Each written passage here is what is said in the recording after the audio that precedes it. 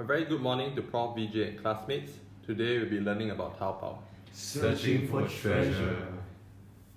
We'll now be looking at the origins of Taobao and how it defeated eBay, before moving on to how Taobao functions in the greater ecosystem of Alibaba. Next, we'll be exploring the competitors as well as the latest e-commerce trends that Taobao has to contend with. Finally, we'll be proposing strategies for Taobao and Alibaba, ensuring it continues to be a champion of bamboo capitalism in the years to come. Alibaba started off in the B2B market, helping Chinese SMEs with domestic and international trade. eBay subsequently entered the Chinese market by acquiring IchNet, a C2C platform. While eBay was operating in the C2C market, Jack Ma was concerned that eBay's power sellers would grow their business to compete in the B2B space.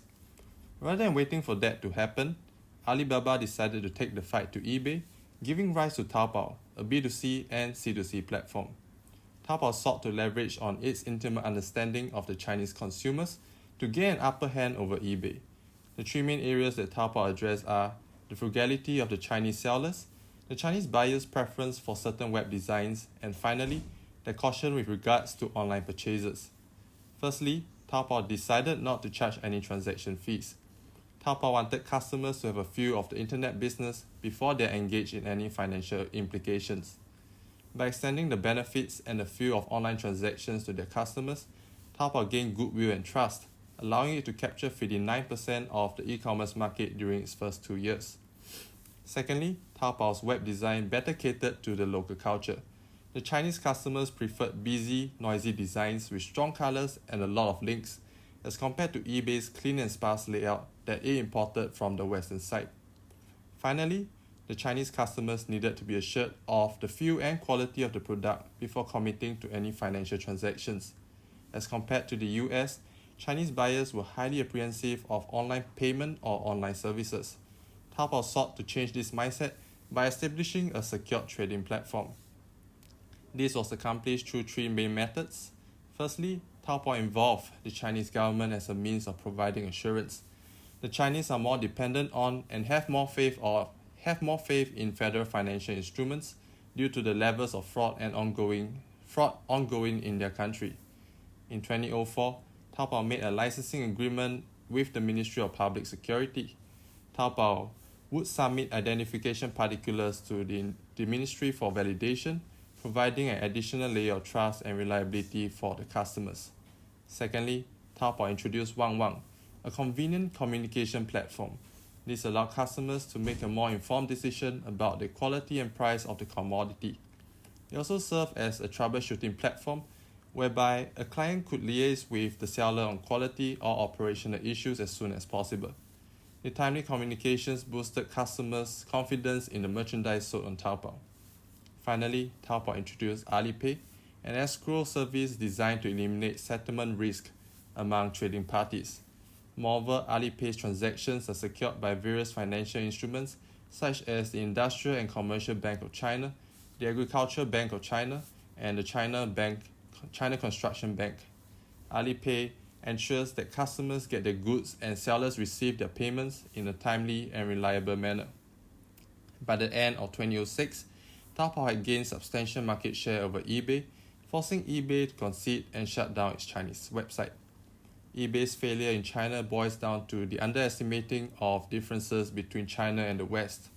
They had a management team which didn't speak Chinese or understand the local market and culture, and they stuck to their global platform instead of adapting their services to local preferences. Over the course of Taobao's competition against eBay, their business model had also transformed to become more aligned with Alibaba's vision and value proposition. Jack Ma's vision for Alibaba was to build the future infrastructure of commerce. Their business proposition was simple. They aimed to help small businesses grow by solving their problems through internet technology. Prior to eBay, Taobao's value proposition was simple. It was to build a web retail platform with the best prices. This was targeted at the Chinese consumer market, who are known for their frugality. Because of this, Taobao decided not to charge transaction fees, and the site was free for merchants to join. However, over the years, as they sought to expand their market share against their major competitor, eBay. Their value proposition aligned with their mission. They targeted their services to cater to micro entrepreneurs and small businesses to help them succeed. This was done by introducing advanced shop features, which was charged at a premium. They also launched Alimama.com, which provided consultancy services to entrepreneurs to help them grow their business. By 2008, Taobao had two main revenue streams. The first was selling ads, and the second was to charge a premium membership to sellers. Furthermore, another key decision made by Alibaba was to block search engines from crawling Taobao. This move trained the buyer to go directly to Taobao to perform a search and allowed the platform to gain significant web traffic. Back in May 2006, Taobao first tried to monetize its business by offering sellers the opportunity to bid on keywords to influence the order of their product listings. This service was called 招财进宝. Sellers were outraged and a severe backlash quickly followed. This was because the premium service created discrimination towards sellers who were able to pay more for the service. This went against what Taobao stood for, which was to provide a free platform where no added prices were made on transactions. A referendum was held for the following month, which quickly brought an end to Taobao's first monetization attempt. Following the success of Taobao, Alibaba decided to leverage on the large amounts of web traffic to launch a new online retail company. This resulted in the launch of Tmall in 2008, which is a B2C online retail company targeted towards big retail brands. Alibaba Group now had three distinct portals that targeted the e-commerce market. Alibaba is for B2B sales, Taobao is for small businesses to consumer, and consumer to consumer sales. And finally, Tmall is for B2C sales. Alibaba understands better than anyone that one size does not fit all, and when you try to please everyone, you eventually please no one. Each portal may provide similar products, but the products are specifically targeted to the needs of each specific market.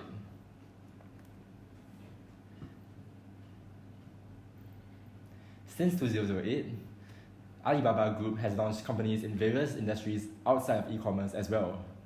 This includes companies in logistics, cloud computing, and multiple companies in the lifestyle and entertainment industry.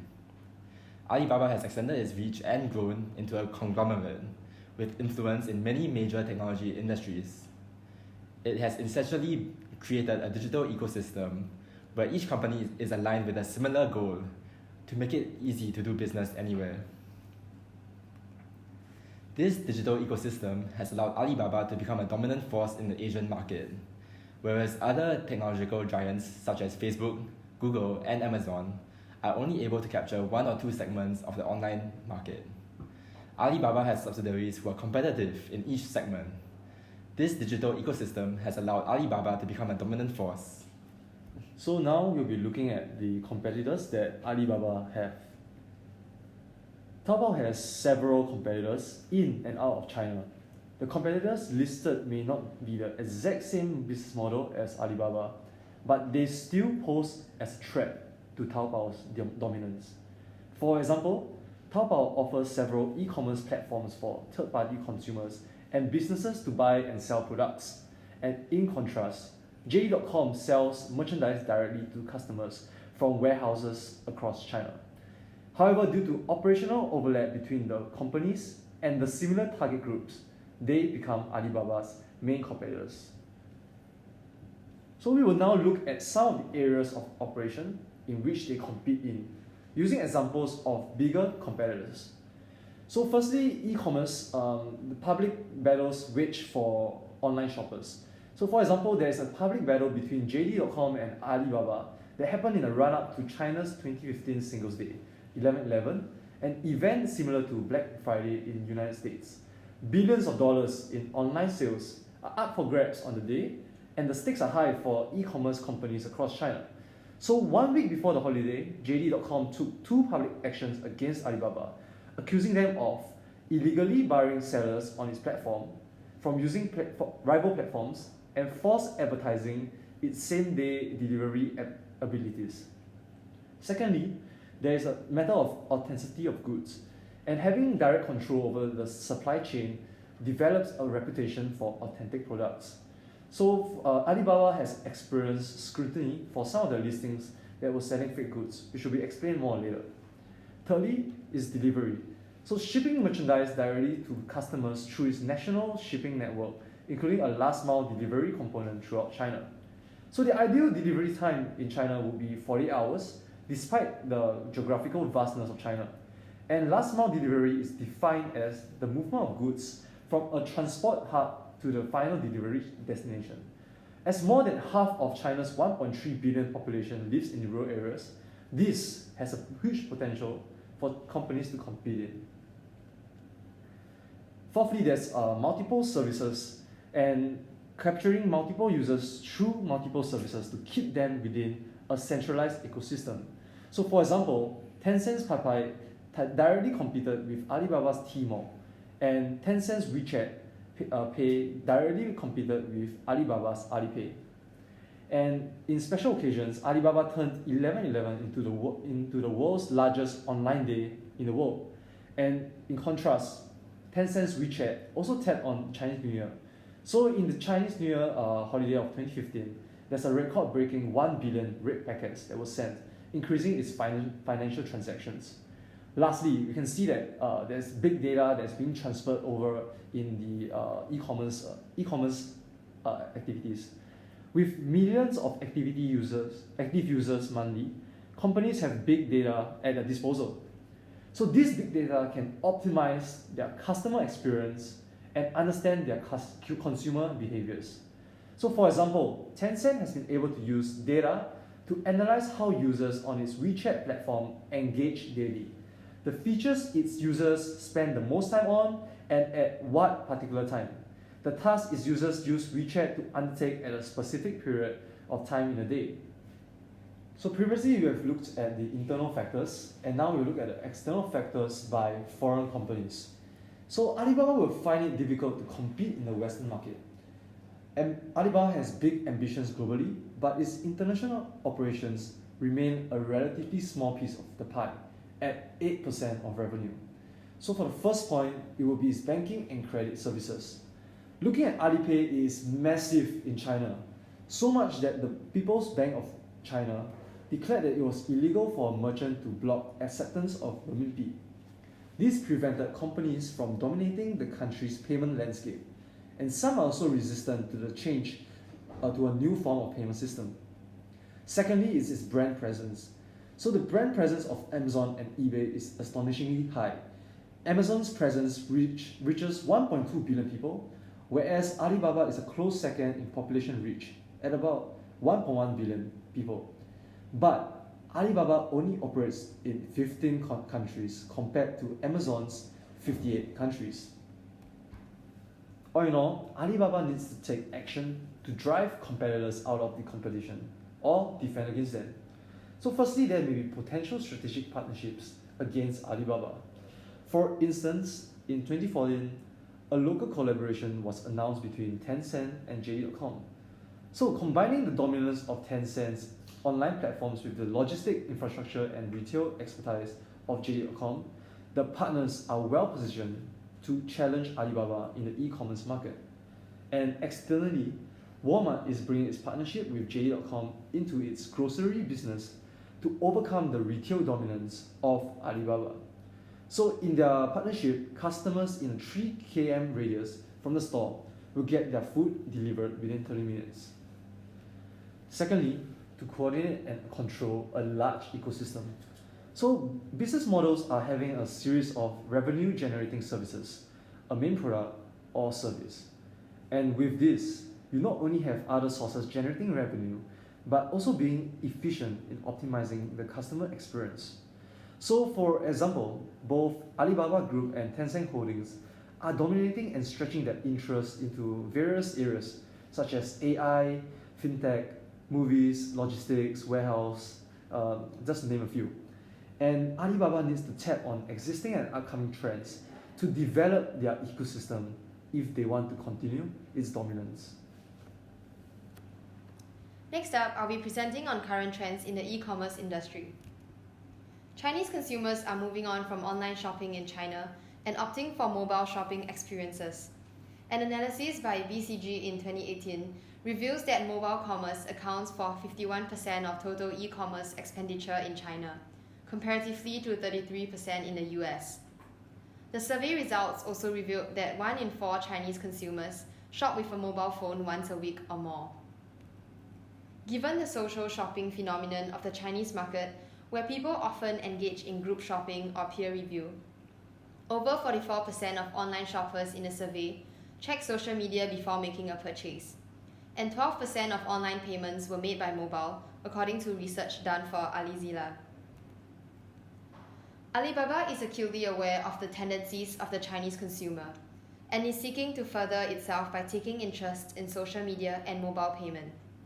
In April 2013, Alibaba announced it would take an 18% stake in Weibo, a service similar to Twitter that has 500 million users and has since increased the number to 31.5%. Alibaba's approach has 2 strategic advantages. First, it will help direct traffic to Taobao and other Alibaba websites to boost its usage, although it is already one of the most visited sites in China. The second and more significant reason is the access to new social media consumerism trends.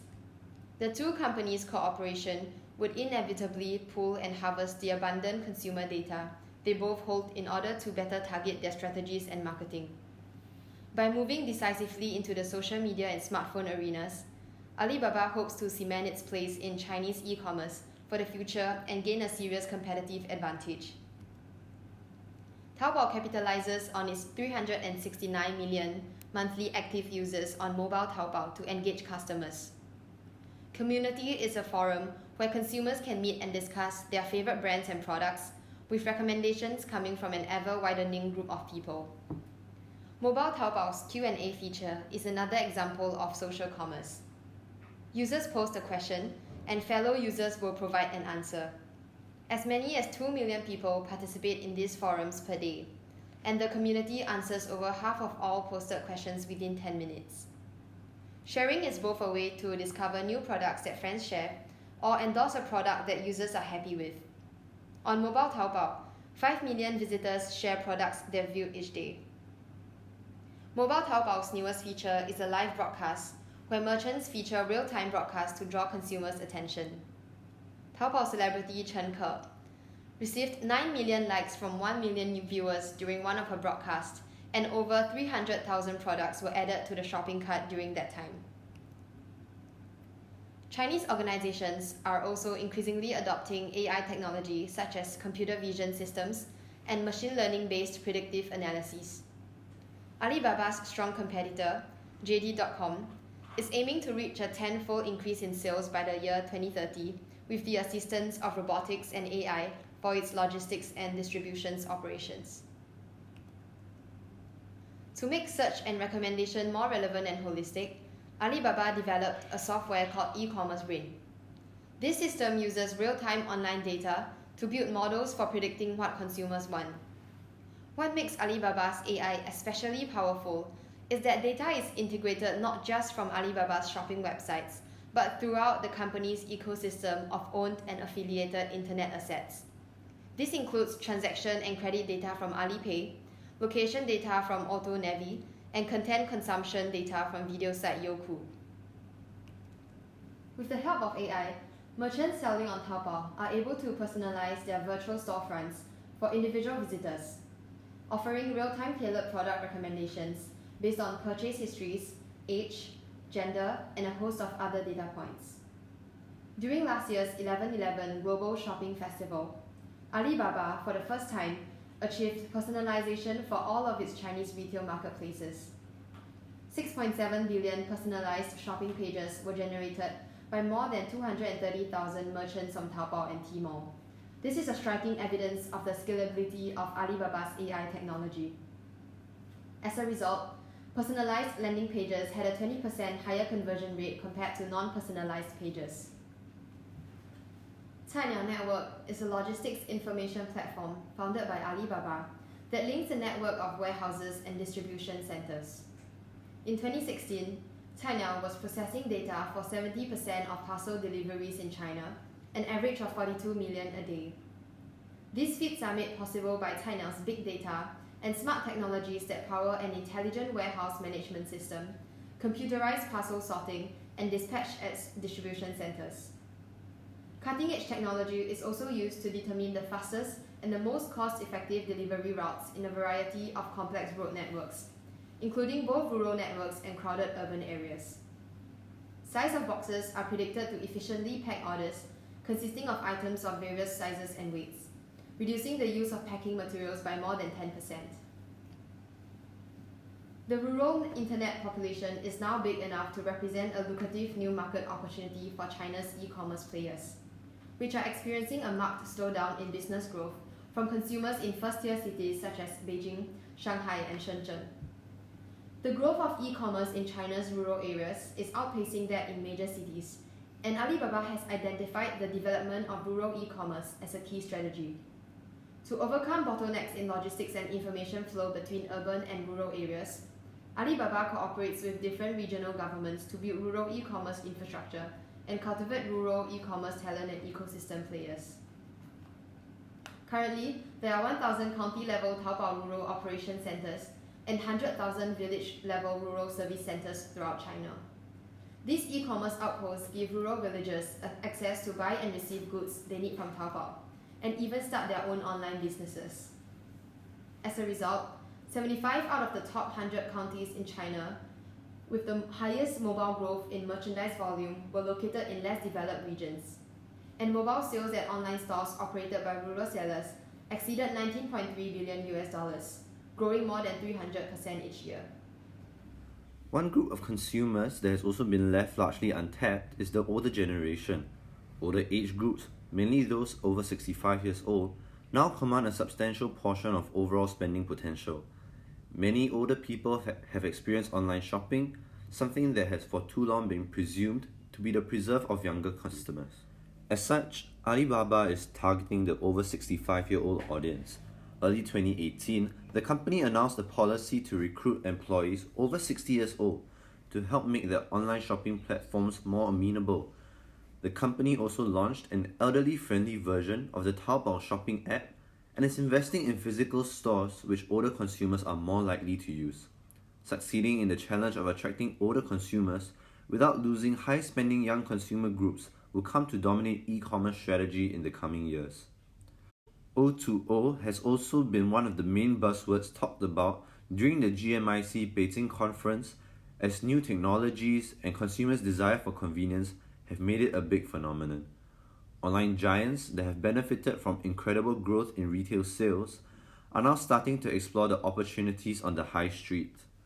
New retail is Alibaba's strategy to redefine commerce by enabling seamless engagement between the online and offline world. It's not about converting online users to offline customers or vice versa. It's about building a retail ecosystem that blends online and offline channels in a unified way that features the consumer at the center. Smart pop-up stores curate consumer experiences specific to brands and products by using various technologies. For example, facial recognition technology is used to track customers, and discounts are offered on items they smile at or that they have searched for online.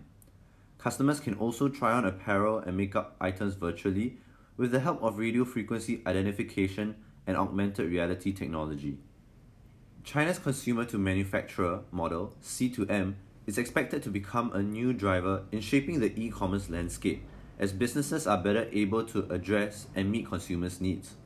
Online retailers and manufacturers collect data from customers through platforms like Tmall and Pinduoduo so that manufacturers can develop products closer to consumers' needs. According to Victor Tseng, Pinduoduo's Vice President of Corporate Development, C2M is essentially evolving traditional manufacturing from an R&D and marketing-driven process into a consumer-driven process. Rather than manufacturers approaching the market with what they could produce, consumers are collectively approaching manufacturers with what they should produce. With customer data, manufacturers are also better able to anticipate market demand and plan production accordingly, which also reduce inventory and supply chain risks.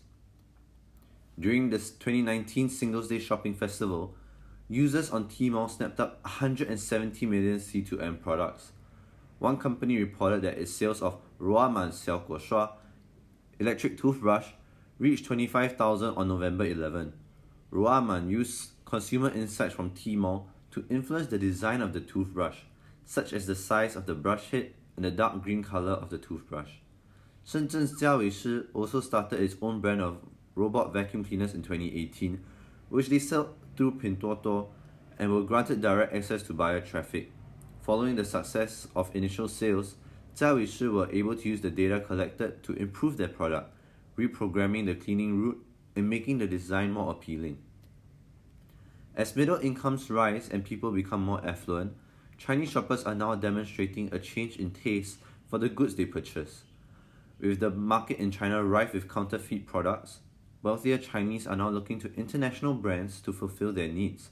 In 2015, Alibaba had to undergo intense scrutiny when it was discovered that only 37% of the luxury products on Taobao were genuine.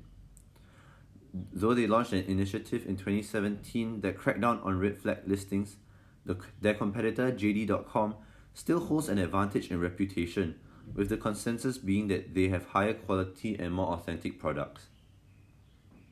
Aside from the luxury fashion market, Chinese consumers are also turning to international brands for other types of items too, such as food, healthcare, beauty, and maternity products. These imported products are not only seen as authentic, but safer and more trustworthy too, with brands such as Aldi and Costco brought in by Tmall, and Walmart being both a supplier and an investor in JD.com. And now we come to our recommendations. With the penetration of online shopping approaching saturation levels in Tier 1 and Tier 2 cities, Chinese e-commerce giants are looking to untapped markets to grow. As we have previously mentioned, Alibaba and its competitors are increasingly directing their efforts towards lower tier cities and rural areas. We recommend Alibaba leverage its size and reach to dedicate even more resources to expanding in these areas, as we believe that establishing a loyal customer base and securing a leadership position in these growing markets will be highly beneficial for Alibaba, especially with intensifying domestic competition. Foreign markets also represent another opportunity for growth. Although the US market may prove difficult to breach due to the dominance of eBay and Amazon, other regions remain viable targets. In 2016, Alibaba acquired the e-commerce company Lazada in a $1 billion deal, becoming the biggest e-commerce operator in Southeast Asia. Late last year, Alibaba opened its first European store in Madrid, a showroom operating under AliExpress, where shoppers can browse and test products before buying them online. We recommend that Alibaba continue to make strategic choices in its international expansion strategy. Developing countries represent attractive opportunities, with companies like Huawei demonstrating that Chinese firms can compete decisively in these regions. This is especially true in economies with trust issues and credit constraints, where Alipay can offer an advantage. With China's e-commerce market reaching maturity in categories like clothing and electronics, other sectors represent growth opportunities. One example could be groceries and fast-moving consumer goods.